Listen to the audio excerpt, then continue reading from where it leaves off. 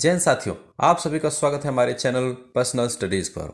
साथियों, आज के इस क्लास में हम वैदिक पीरियड की बात करेंगे और इसमें आपको 50 इंपॉर्टेंट क्वेश्चंस मिलेंगे जो आपकी आगामी परीक्षाओं के लिए काफ़ी इंपॉर्टेंट होंगी। तो यदि आप हमारे चैनल पर नए हैं तो चैनल को सब्सक्राइब कर लीजिए। पढ़ते हैं अपने प्रश्न की तरफ। पहला प्रश्न है, ऋग्वैदिक काल का प्रमुख ग्रंथ कौन सा है? तो इसका आंसर हो जाता है ऋग्वेद। ऋग्वेद जो है कि ऋग्वैदिक काल का प्रमुख ग्रंथ है। ऋग्वेद सबसे प्राचीन वेद है जिसमें 1028 सूक्त हैं और 10 मंडल हैं। यह प्रारंभिक वैदिक काल का मुख्य स्रोत है। दूसरा प्रश्न है कि वैदिक आर्यों की मुख्य आजीविका क्या थी? वैदिक आर्यों की मुख्य आजीविका क्या थी? तो इसका आंसर हो जाता है पशुपालन। वे पशुपालन करते थे। तो ऋग्वैदिक काल के लोग मुख्यतः पशुपालन पर निर्भर थे। गोधन को धन और प्रतिष्ठा का प्रतीक माना जाता था। तीसरा प्रश्न है, वैदिक लोगों का सबसे प्रिय पेय क्या था? सबसे प्रिय पेय क्या था? तो इसका राइट आंसर हो जाएगा सोमरस। ऑप्शन बी करेक्ट आंसर होता है। ऋग्वेद में सोमरस का अनेक बार उल्लेख मिलता है। इसे देवताओं और यज्ञों में प्रयोग किया जाता था। ऋग्वैदिक समाज किस प्रकार का था? साथियों, ऋग्वैदिक समाज ग्राम आधारित था। ऑप्शन बी करेक्ट आंसर हो जाता है ग्राम आधारित। इसमें लोग छोटे छोटे गांव में बना करके रहते थे। पांचवा प्रश्न है, ऋग्वैदिक काल में युद्ध किस कारण लड़े जाते थे? तो इसका राइट आंसर हो जाता है पशुधन के लिए। पशुधन के लिए युद्ध मुख्यतः पशुधन हरण यानी के लिए होती थी और भूमि अधिग्रहण बहुत कम होता था इसमें। छठा प्रश्न है, वैदिक काल में मुख्य धातु कौन सी थी? मुख्य धातु कौन सी थी? तो इसका राइट आंसर हो जाता है लोहा। Option B. उत्तर वैदिक काल को लौह युग कहते हैं और क्योंकि इस काल में लोहे का प्रयोग व्यापक रूप से होने लगा था। सातवां प्रश्न, उत्तर वैदिक काल में प्रमुख कृषि उत्पाद क्या थे? प्रमुख कृषि उत्पाद धान। उस समय जो है कि धान की खेती होती थी, इसलिए ऑप्शन बी इसका करेक्ट आंसर हो जाता है धान। उत्तर वैदिक काल में समाज का स्वरूप कैसा था?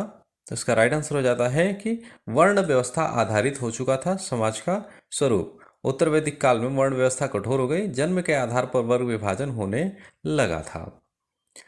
किस नदी को उत्तर वैदिक काल में सबसे पवित्र माना गया?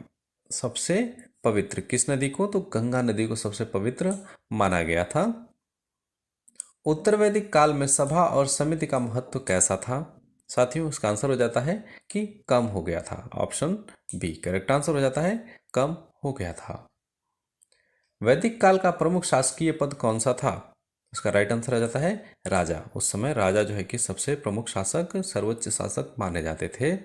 12वां प्रश्न है, राजा को शासन चलाने में कौन सहायता करता था? तो इसका राइट आंसर हो जाता है ऑप्शन बी पुरोहित, जो धार्मिक और राजनीतिक कार्यों में मार्गदर्शन करता था। 13वां प्रश्न है कि वैदिक समाज में स्त्रियों की स्थिति कैसी थी? साथियों, स्त्रियों की स्थिति सम्मानजनक थी। ऑप्शन बी करेक्ट आंसर होगा सम्मानजनक। वैदिक समाज की मूल इकाई क्या थी? इसका राइट आंसर है परिवार।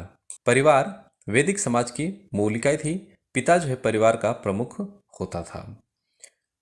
वैदिक काल की अर्थव्यवस्था किस पर आधारित थी? तो इसका राइट आंसर हो जाता है कृषि और पशुपालन। Option B. वैदिक काल का प्रमुख देवता कौन था? तो साथियों, इसका आंसर हो जाता है कि इंद्र वैदिक ऋग्वैदिक काल का प्रमुख देवता हुआ करते थे। यह वज्रपाणी था और शत्रुओं का संहार करता था।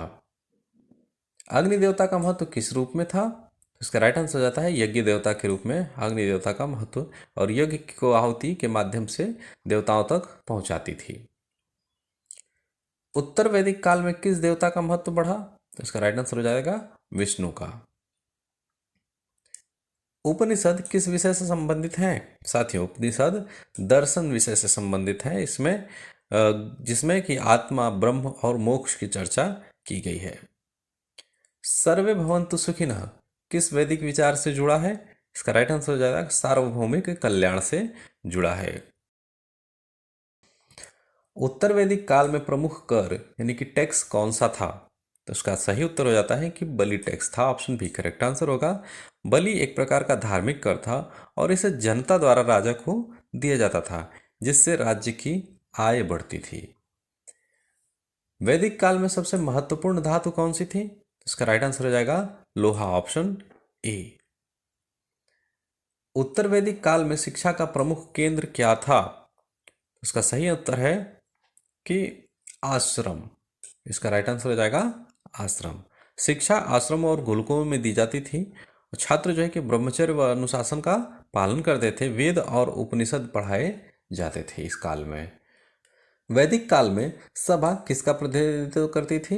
इसका राइट आंसर हो जाएगा ऑप्शन ए, सामान्य जनता का। सभा एक परामर्शदात्री निकाय थी जिसमें गणमान्य लोग भाग लेते थे और राजा को सलाह देती थी। वैदिक युग का मुख्य उद्देश्य क्या था? इसका राइट आंसर हो जाता है देवताओं को प्रसन्न करना, ऑप्शन बी।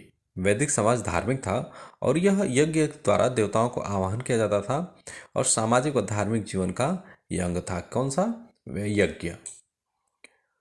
किस वैदिक ग्रंथ में पुरुष सूक्त मिलता है? पुरुष सूक्त कहाँ मिलता है साथियों? तो ऋग्वेद में पुरुष सूक्त मिलता है, ऑप्शन ए करेक्ट आंसर हो जाता है।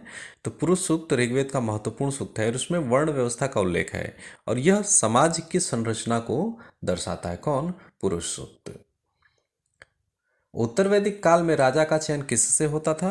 तो इसका सही उत्तर है सभा व समिति के द्वारा राजा का चयन किया जाता था। तो शुरुआती में जो है कि आपके राजा का चुनाव होता था और बाद में यह वंशानुगत हो गया। अगला प्रश्न है, उत्तर वैदिक काल में पशुपालन में सबसे महत्वपूर्ण पशु कौन सा था? तो यहाँ पर उत्तर हो जाएगा गाय। उस समय सबसे महत्वपूर्ण गाय थी। गाय वैदिक काल के समृद्धि के प्रतीक थी।